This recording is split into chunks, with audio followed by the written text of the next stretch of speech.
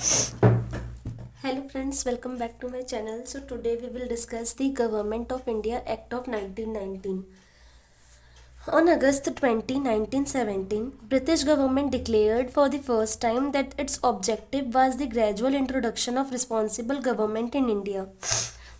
1917 को British government ने first time declare किया कि इनकी जो आगे की ऑब्जेक्टिव्स हैं, ठीक है, क्या क्या करना चाहते हैं वो ये है कि वो ग्रेजुअल इंट्रोडक्शन करेंगे रिस्पॉन्सिबल गवर्नमेंट, यानी कि हम एक बार में ही आपको इंडिपेंडेंस नहीं देंगे, बट हम धीरे धीरे रिस्पॉन्सिबिलिटी शिफ्ट करेंगे, then we will think about independence.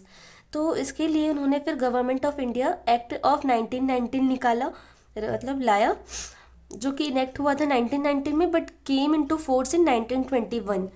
इस एक्ट को हम मॉन्टेग्यू क्लेम्सफोर्ड रिफॉर्म भी बोलते हैं, because Montagu was the secretary of state for India at that time and Lord Chelmsford was the viceroy of India.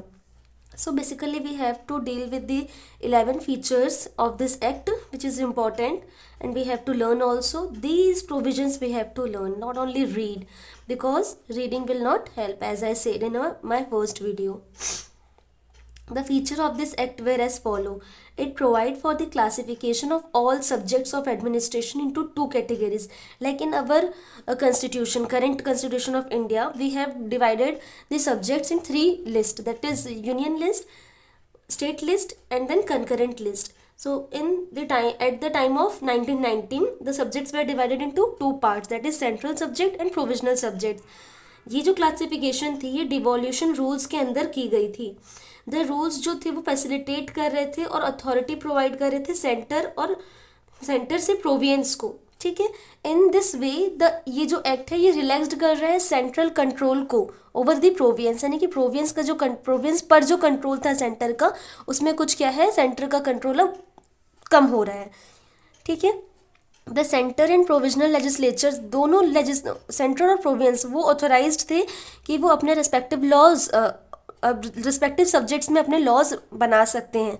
But जो structure अगर हम बोले ना कि गवर्नमेंट का स्ट्रक्चर क्या था, तो वो कंटिन्यू है अभी भी, क्या, सेंट्रलाइज्ड और यूनिटरी स्ट्रक्चर जो है. जैसे हमारा हम बोलते हैं ना, हम क्या है, हम क्वासी फेडरल हैं, हम फेडरल नहीं है, हम यूनिटरी भी नहीं, हम क्वासी फेडरल हैं. Why we use the term quasi federal, because federation है बट उसमें क्या है, हमारे पास कुछ अलग अलग तरीके के सेंटर का कंट्रोल भी है, फेडरेशन भी. दैट इज़ वाई ये क्या है, सेंट्रलाइज्ड यूनिटरी जो स्ट्रक्चर है वो अभी कंटिन्यू है. ये फर्दर डिवाइड कर रहा है प्रोविजनल सब्जेक्ट्स को.